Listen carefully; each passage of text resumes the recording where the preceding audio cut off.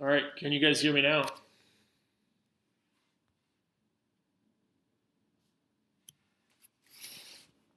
Hello? All right, I think. All right, can you guys hear me now? All right, so it looks like it's working. Awesome. All right, ladies and gentlemen, welcome back to the channel. Sorry for the technical difficulties. We had the same issues. And thank you guys so much for already commenting on there, hitting that like button as always. We're going to go over the Las Vegas market here, the real estate Las Vegas market, and talk about what's happening since the last time we did our update. That was about 3 weeks ago we did the update, and I'm going to start off while people going through the messages that we got from the video that we posted, which was, the market update from 3 weeks ago. Try to answer any of those questions that pertain to today's video, and then give you a quick update on what's happening in the United States first. Then we're going to go deep into the Las Vegas market and see how the market is reacting right now. And then last, we're going to go over a little bit, what's happening, go over all your questions that you might have in the comments from this live stream. So, start putting in those comments already if you plan on asking something. Love to interact with you guys. It's always fun to see your guys' opinion and react to them live and give you my personal take on it, whether you agree with it or not, or whether I agree with it or not. It's really nice to have that shared community that we get to interact and go off of each other. Let me share my screen with you guys. So as you know, I don't go off of just one thing specifically when I'm looking at the market. I saw a few comments about how the market is crashing because look at this Redfin home, it's down $60,000. That doesn't really show you what the market is doing. We're going to look at the big data today, not just one piece of data that we're going to interpret the way we want it to be. Anyway, Michael Bell says, always such great information. This was from 3 weeks ago, the video, the last market update we did. You're a true professional. Hey, I appreciate it, Michael. Thank you so much for watching. You don't get behind the hype, you get behind the actual data and facts. Too much fear out there. Keep the videos coming. I have seen a shift last week as 4 resale homes in my subdivision have gone under contract, and that's true. I had a client that came to town just to get one of the homes that they had in mind in the Northwest. It was a resale home. There were 4 homes on the market. All 4 were completely gone after they were on the market for all the what's it called? Let me put myself here. So you guys don't have to read it anyway. But after 4 months that they were on the market waiting for someone to put in an offer, all 4 homes were completely gone at the beginning of the year. Lived in Vegas for 20 years. Housing has always been big swings up and down, Joe Mama says. My advice is to wait for the price that fits your budget and buy long term and refi when it makes sense. It's that easy. Yep, love it. That's exactly what I think. All home prices are dropping in Las Vegas, Henderson, and Clark County combined in the last 10 months every month. Many still believe home prices are still overvalued today at less than $420,000 average. Yeah. Affordability is still not there. Will continue to drop every month in 2023. We should be below 400,000 soon. Affordability coming, but slowly for most. Good points. I wish, Corey, you had a little bit more data on it and the reason why. I guess your reasoning behind home prices dropping is affordability. I personally share a different opinion on this, and I just respectfully disagree. Just because I'm looking at it from a different perspective when it comes to inflation and also where the United States will go in the future as far as real estate, where I believe the average person will not be able to afford a home in the future, and it's already happening right now because of inflation eating away people's purchasing power and making it very difficult for people to afford a house. Which was not the case before in the United States, but we are turning in one of those countries. Same thing as Europe is, Canada, China, Japan, Middle Eastern. You look at all those markets and you see that everybody has, it's very difficult to afford a house compared to the amount of money that people make every month. So that's my take on it. But you have a good point. Affordability is out of range. It's crazy right now. It's really difficult to afford a house.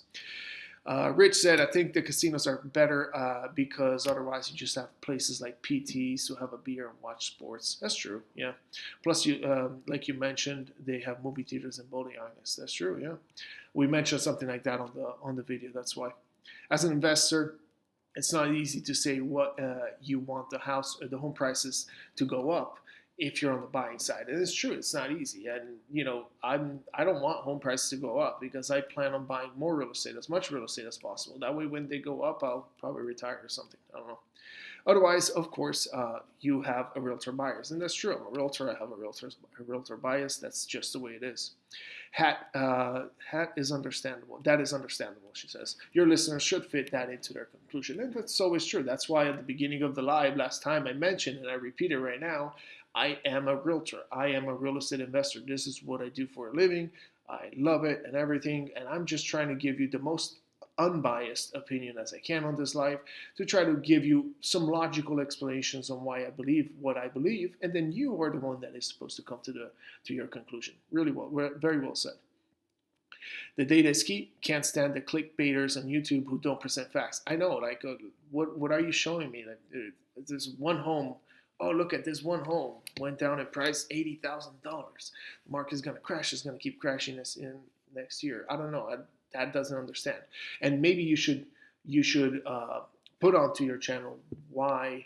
And this, I'm talking about people that have millions of views, millions of subscribers. You have to say why you believe that that's going to happen. There's one big YouTuber. His name is Me Kevin. I've been following him for a long time when he used to do real estate, and he's been saying that the market is going to crash. And I understand and everything, but he has a bias. He wants the market to crash. He sold everything to start a company so that he could invest in real estate at a lower price. So he's been saying that it's going to crash forever, but we're still down 10%. I don't think that's a crash yet. We got to go down to 20 at least. According to the definition, crash is 20% or less. So we're still not there. So we'll see. Mike Zamora says, "Not and never trust a realtor for advice." And we're gonna get in a second. We're gonna get into the market update. I just want to try this out to see, if we get a little bit more interaction. I want your guys' comments. I want to react to them right away. So, and then we're gonna get into the market update for this month.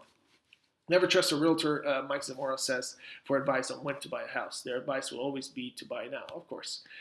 They have bills to pay, but not necessarily. Maybe it's not the right advice to buy right now. I say it to some people. Maybe it's not the right time for you to buy. You're not ready to buy because you're not in the financial condition to do so. You got to get your credit score better. You got to get ready to buy. Maybe you have a rental. You're renting a house for a very cheap price. Well, stay in the rental then. Take your time, save up more money, and then you buy it. So it's different every time. They have bills to pay, and they're not primarily looking out for your best interest.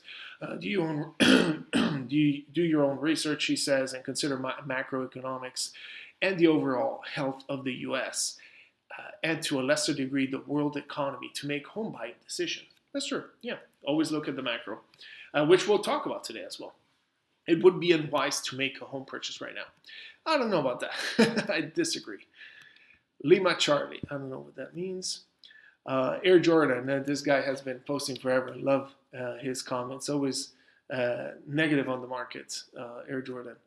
May of 2022, the price of median sales price is $485. That's true. By December 2022, it was $425. Yep, over 12% down.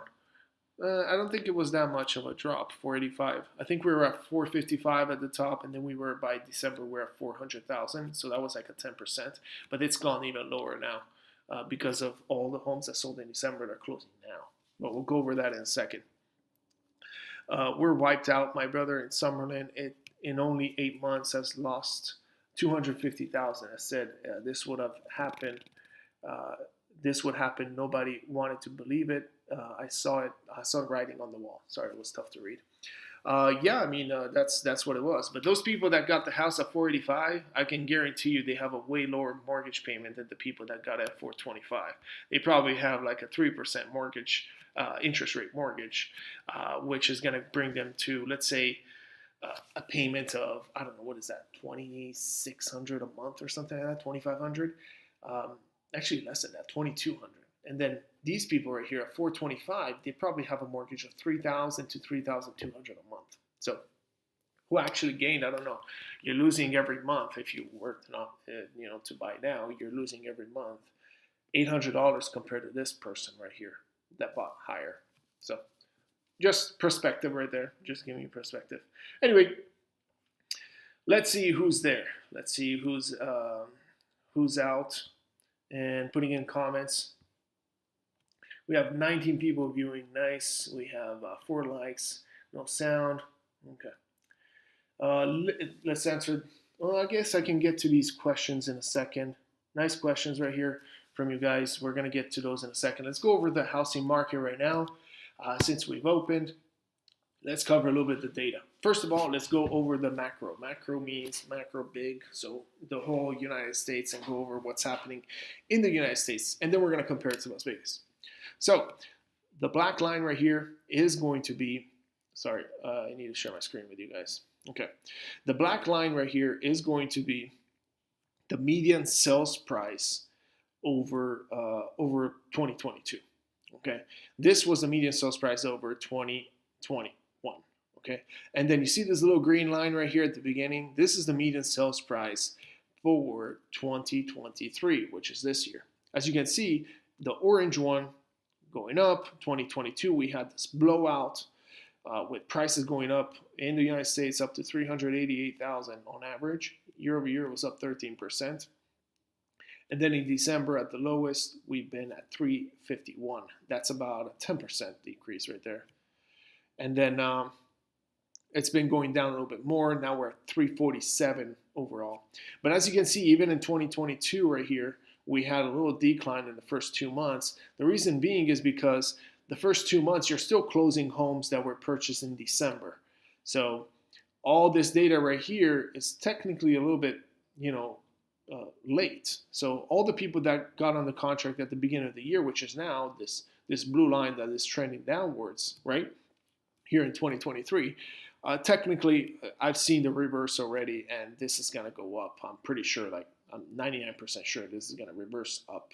And you're going to see an uptick of, I'm not saying it's going to go the same as 2022, but you're going to see an uptick right here in home prices just because of what happened this first month of the year. Right now we're in February 6th when we're making this video. So we're not seeing this data yet. Now this was from the beginning of the year, and it's very similar graph if you go to Las Vegas.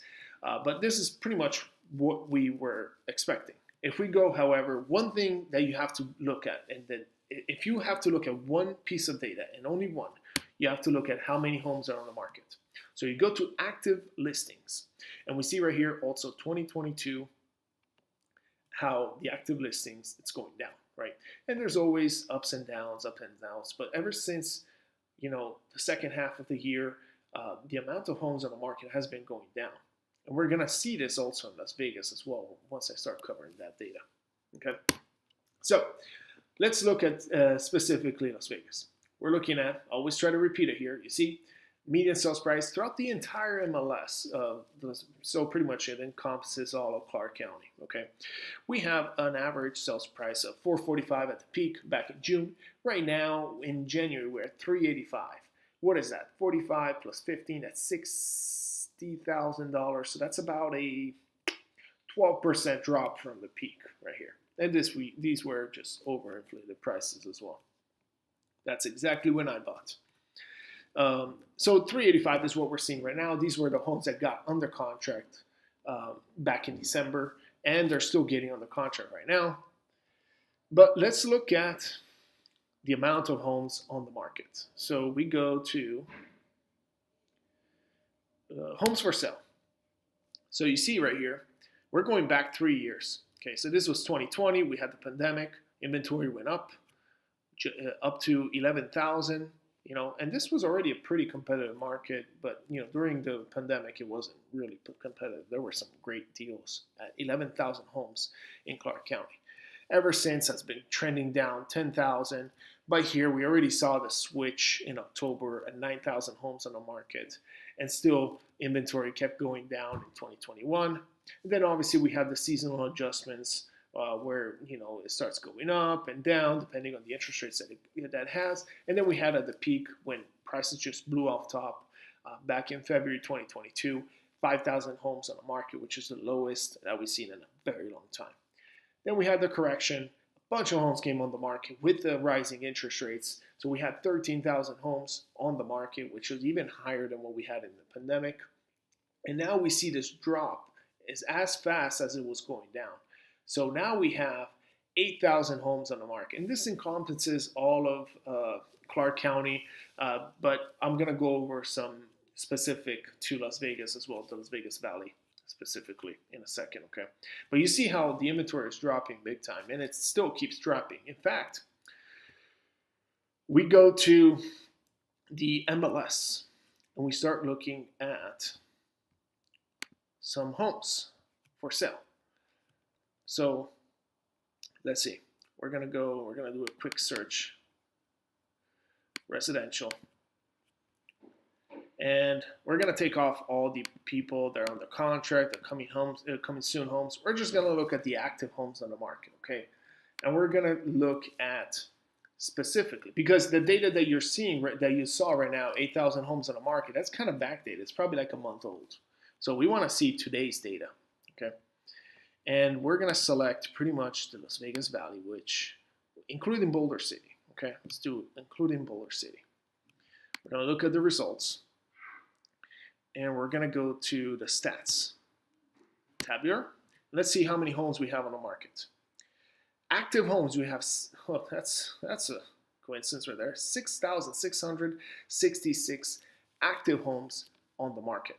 That is quite a difference compared to last year where we had 13,000 homes on the market. Okay, so you've seen that the market is switching. Now, let's also look right now what's happening with homes under contract. Because in order to see how many months of supply we have on the market, we have to look at also how many homes are going off market and how fast, right? We're selling homes right now. So we just click on the under contract homes. And as you can see, it already pops up over here. It's 2,966 homes, so almost 3,000 homes. So if math is pretty, I think I'm pretty good at math. I think it's like 2.25 months of inventory right now. So 6,666 divided by 2,966, we have 2.24. Okay, 2.25 months of inventory in the Las Vegas market. Now, let me cover something really quick with you guys. So the months of inventory means how long would it take for us to get rid of all the homes if sellers would not sell any more homes, if there would be no inventory coming on the market? And the answer to that is we look at how much we have in pending homes, and we look at how many homes are on the market, how long it would take for those buyers to suck up all those homes. And looking at this data, it looks like it's 2.25 months. Now, how does that compare to, for example, other times in the market? Let's look at last year, and let's look at other times and see what kind of market we are in, similar to. So we look at month supply right here. Right now it's showing here 2.8 months, but technically it's gone down quite a bit more. We're at 2.2 months. Last time we had 2.2 months, it was back in May, June, which it doesn't really compare because obviously, we had the increases in inventory, so we had more homes come on the market. But if we look at, for example, from the pandemic where we had, inventory go up, we had 3.4 months. And then throughout this whole time, we had an increase in prices, okay? We had down to 1.2 months of inventory. That was crazy, just not to have any homes to sell. It was crazy. But you see, this is pretty normal market right now, or even actually a market that is going up in value. Because back in December 2020, we had home prices going up big time. And I was telling my clients, you gotta go right away because these homes are flying off the shelves. In fact, in January, we had an explosion of home prices in 2021. Anyway, That summarizes a little bit the months of inventory, what's happening with the market, how it's recovering, even though we have these high interest rates. You look at the interest rates, they're at, what is that, 6.5 right now on average, which is crazy, right? Well, not crazy. I mean, historically speaking, if you look at the macro, right, the historical view on what's happening in the United States, 6.5 is actually a really good rate. People would do anything to get that kind of rate before. Anyway, let's go over the new construction homes. This is the last one I'm going to do before I cover the comments. And I want to go over what's happening with new construction homes. We're still seeing discounts in some specific communities. Some communities, they flipped big time. So let's go over a little bit northwest right here. So we have Sunstone. This is Lennar and what's it called? Woodside Homes. They're selling these single-family homes right here, and I've seen them. I've negotiated with one of the Lennar homes out here, and they were really not willing to negotiate. Now it depends on which neighborhood you're in, but they were able to go down something like 15 or 20K, something like that. It was with my clients, and you're like, no, I'm not interested in that. Not worth it. And you know why? Because the market is kind of flipping already. But right across the street over here, KB. It was nuts. You're going to see, I did a video tour of all the Northwest. I went through all these new construction homes. So stay tuned for that video if you're interested in the Northwest side of the valley. And I literally went there. They sold 50 homes. I am not kidding. They sold 50 homes in the last 2 months. 60 days, they sold 50 homes in this neighborhood. That is crazy. Yes, it probably was the best deal in town. They increased prices $10,000 to try to stop the demand because they don't have enough workers to start homes up here, I guess. That's why they stopped. They stopped releasing homes.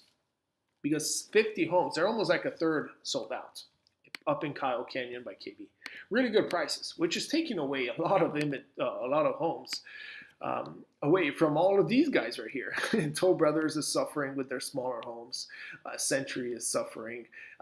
Just got a client right here, got a screaming deal on one of this community right here. What is it? Eagle Point, and we got it for dirt cheap. It was crazy. Actually, 2 clients lately within the last 6 months in here, and they got both of their homes are dirt cheap, and that's because of these guys coming up, taking all the inventory away from Century, so all the buyers away from Century.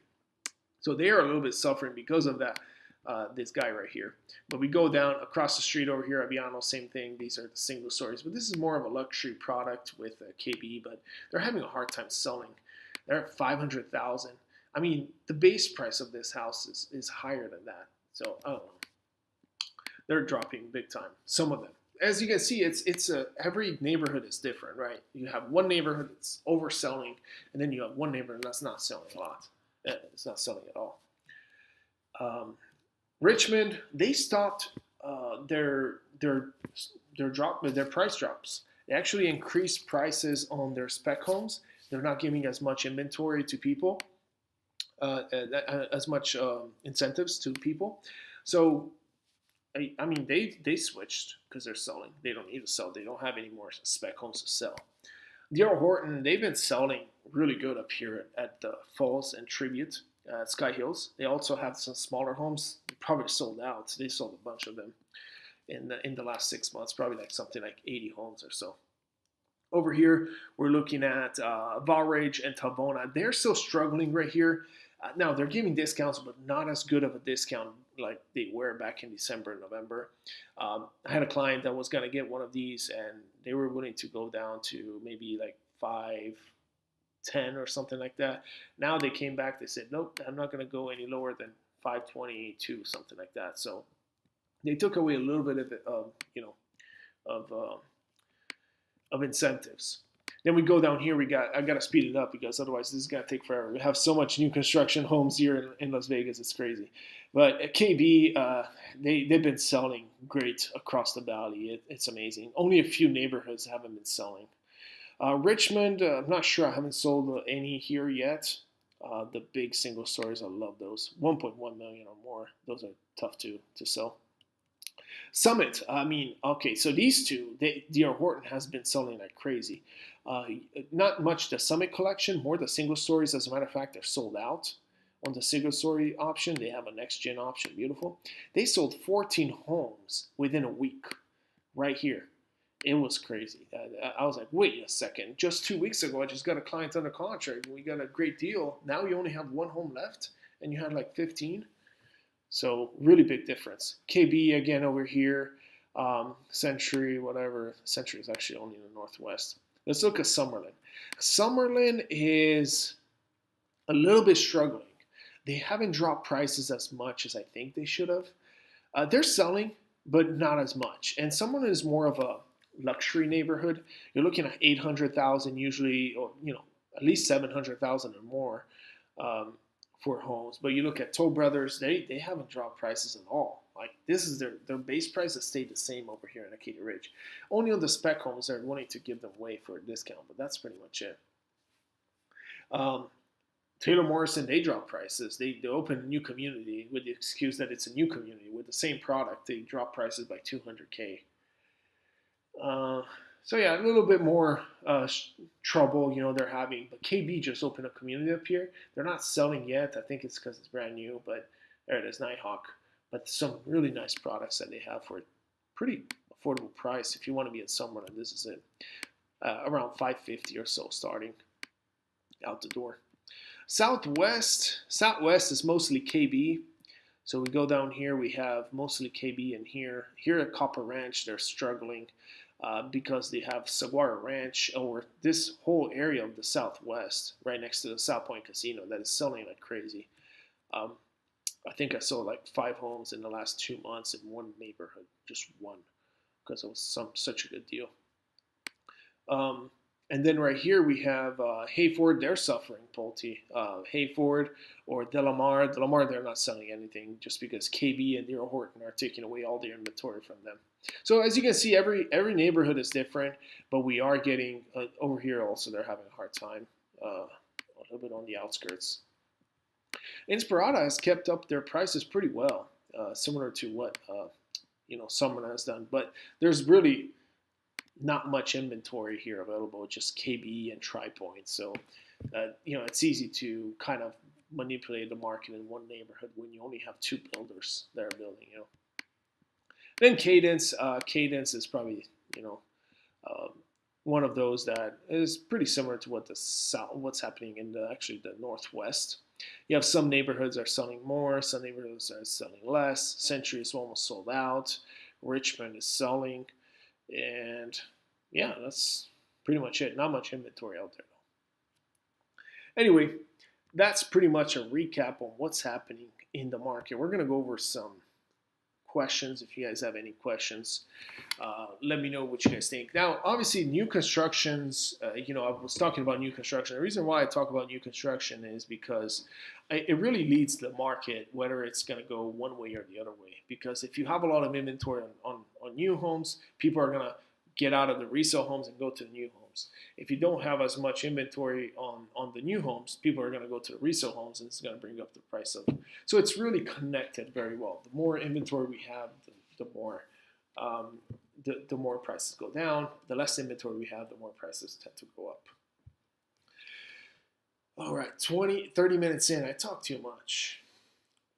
Now it's your time to talk, guys. Let me know. Shoot some messages down here. Let's talk. Let's see what you guys think of what I said so far.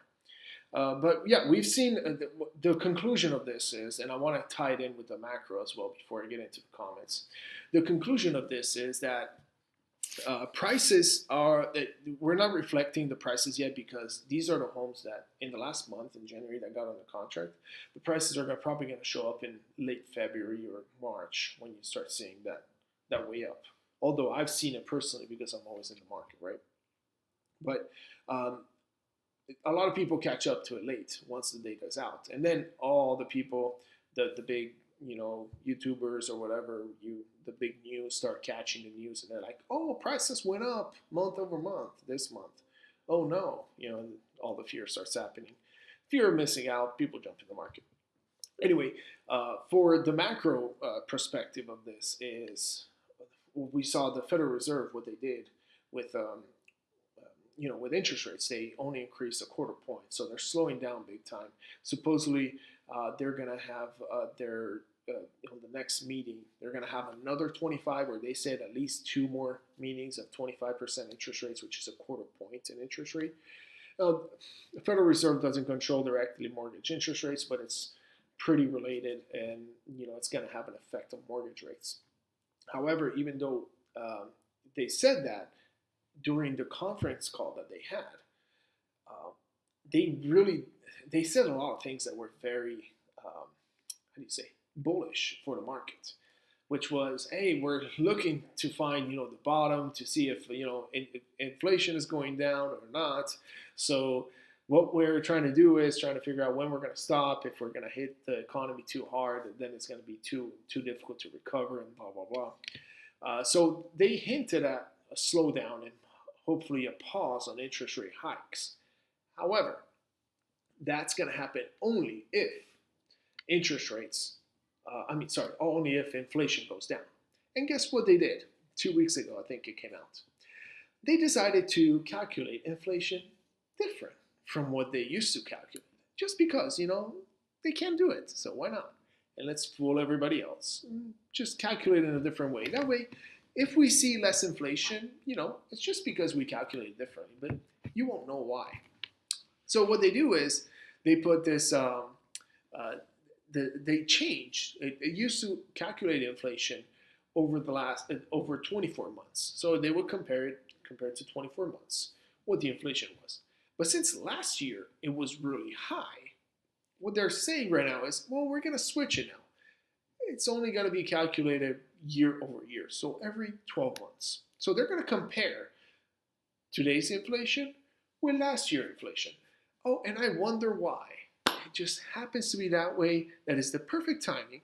When we started seeing 5, 6, 7% inflation back last year, towards the beginning of the year, we started seeing this increase in inflation big time.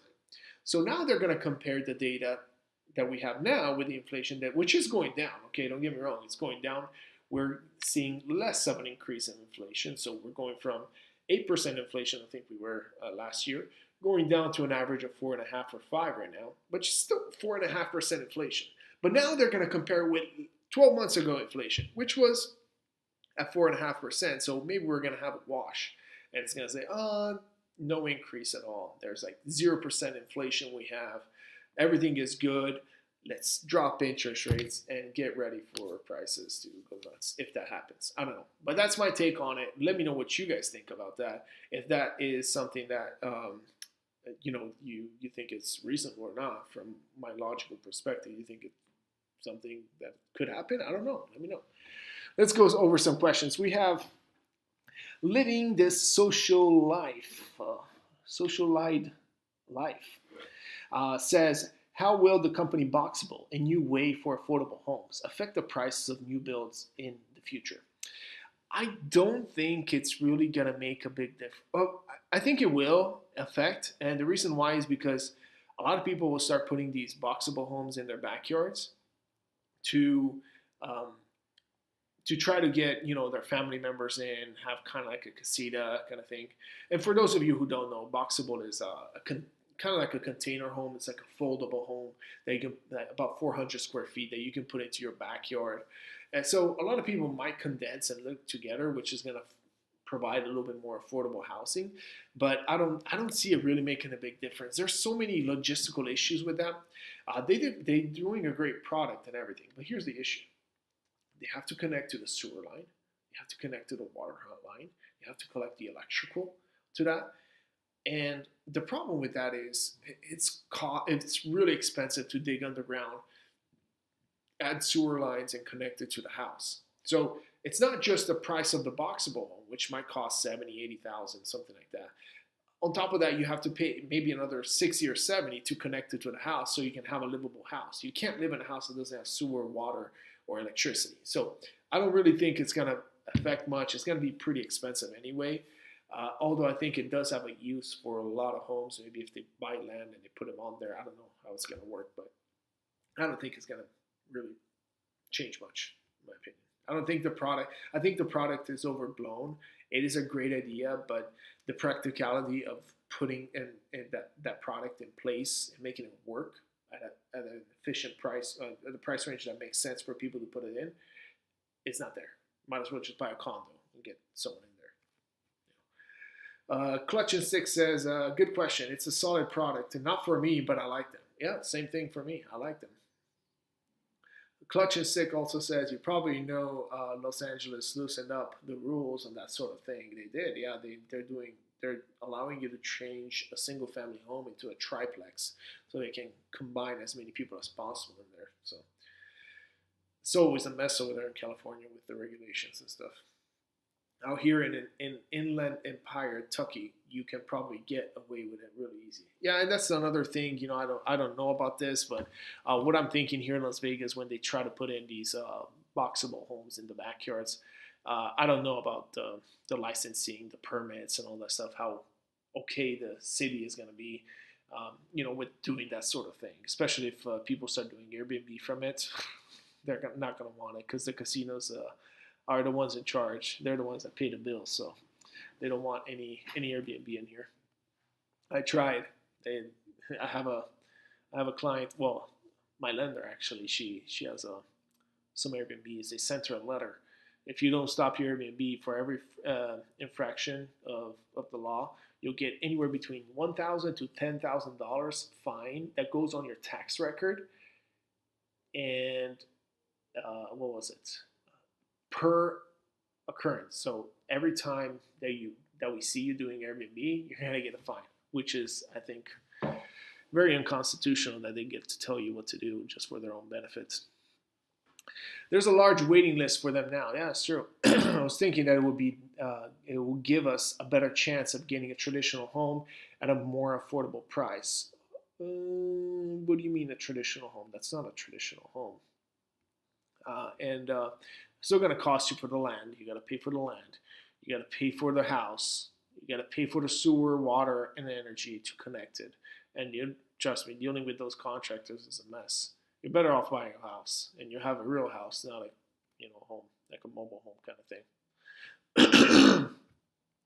Clutch and Six says they're improving their manufacturing process as well as to speed up on their end. They'll think they'll succeed ultimately.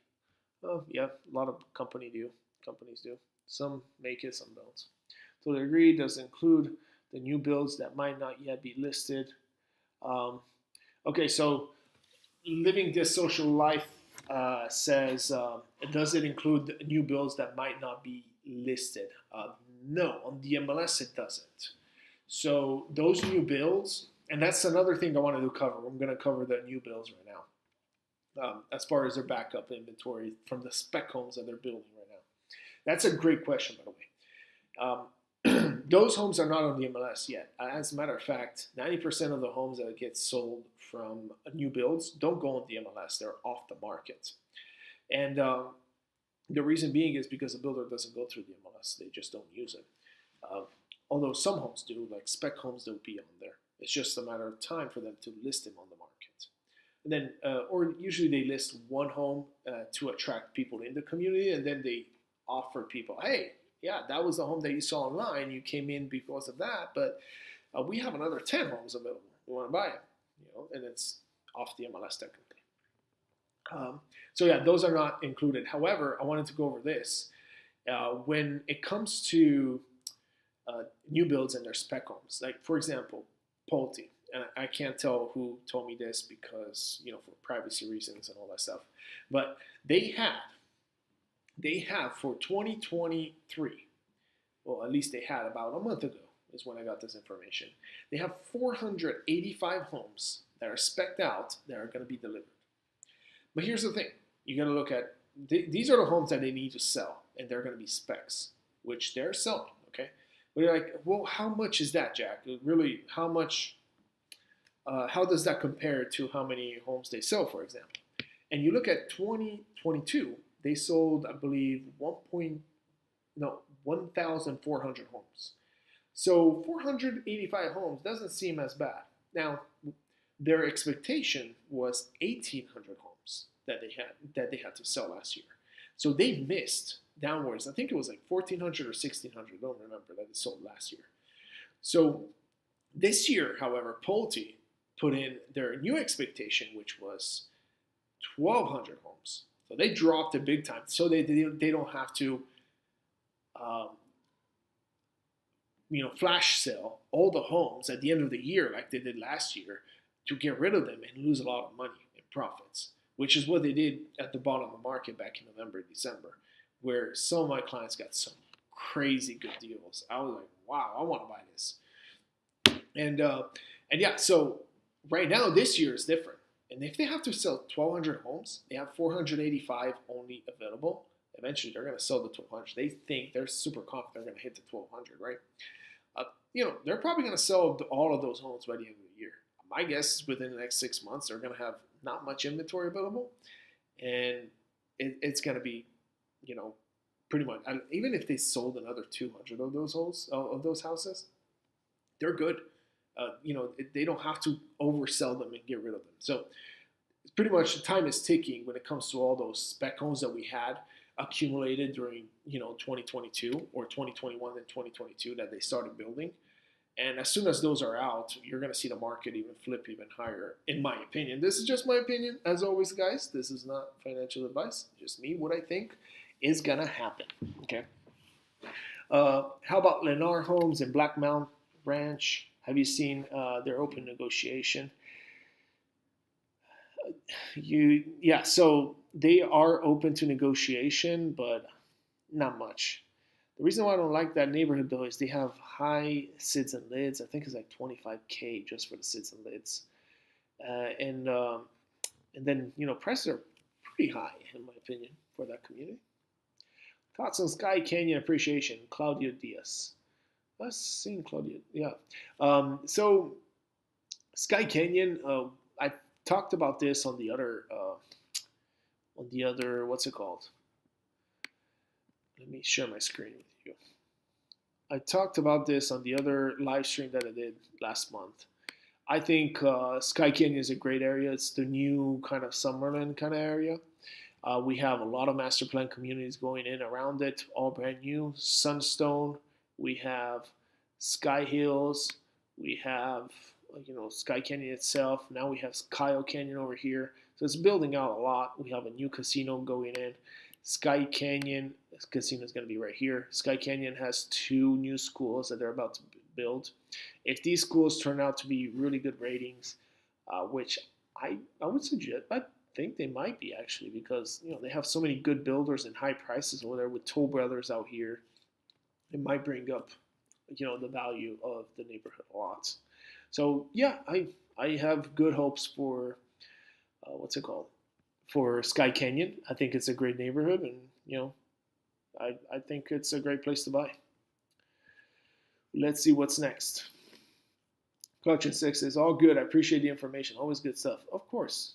Yeah, I appreciate you commenting all the time. You're the best, Clutch and Stick. Octavius says, I am split between Tri-Point and Southwest versus Inspirada. Which one to choose? Southwest or Inspirada? Good question. Let's go over that. I think it's going to be helpful for people. So Southwest is anywhere here. I would consider Southwest anywhere in this area, right? We have Enterprise and Spring Valley. And technically, it's the Southwest. But I would say Southwest, new construction, most of them are down here. And Inspirada is over in this area. So it's the new Henderson area. Okay, so they're building out from here. It's going out this way. But Inspirada is the last neighborhood over here. So proximity to places, Southwest is the place to be. Infrastructure and how quick you can get to a restaurant and have something right next to you, like you have a Smith's, Albertsons, whatever it is. Southwest is the place to be. You want to go to the airport, and I get there in 10 minutes. Awesome.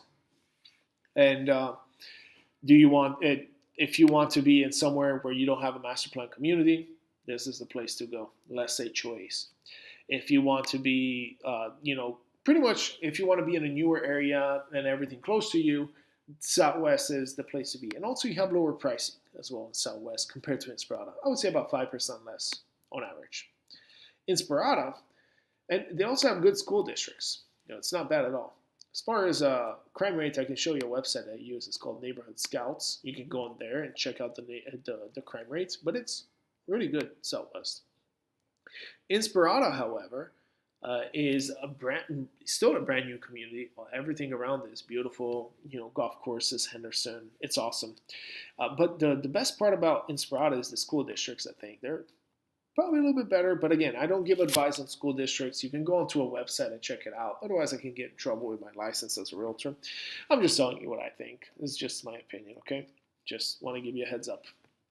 But yeah, they have some of the best schools. If you look at on the U.S. News rankings, they're like top 5 schools in Nevada or here in Inspirada or Henderson area, like Anthem.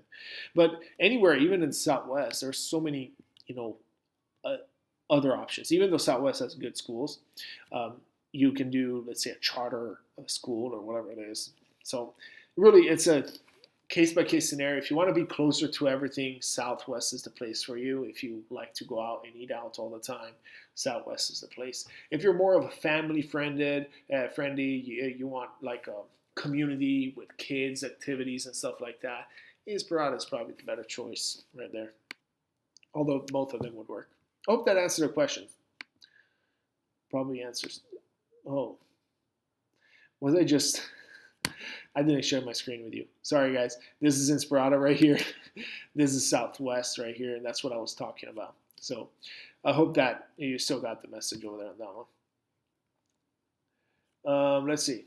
From appreciation standpoint, appreciation, I would say both of them have their pros and cons. So for one reason or another one, I think they're going to be pretty on par with appreciation. So I don't know. Like percentage-wise, they're probably going to be up. Yes, casitas in Los Angeles backyards. Oh yeah, Los Angeles really needs this this boxable big time. That helps a ton. Thank you. Yeah, you're welcome, Octavius. Any questions? Let me know. So, okay, we're 48 minutes in. Unless you guys have any last-minute questions, I'm gonna close it up and go enjoy dinner. Let's see. Yeah, I just wanted to recap really quick. Let's do a recap and then we'll close it off. So, pretty much, market.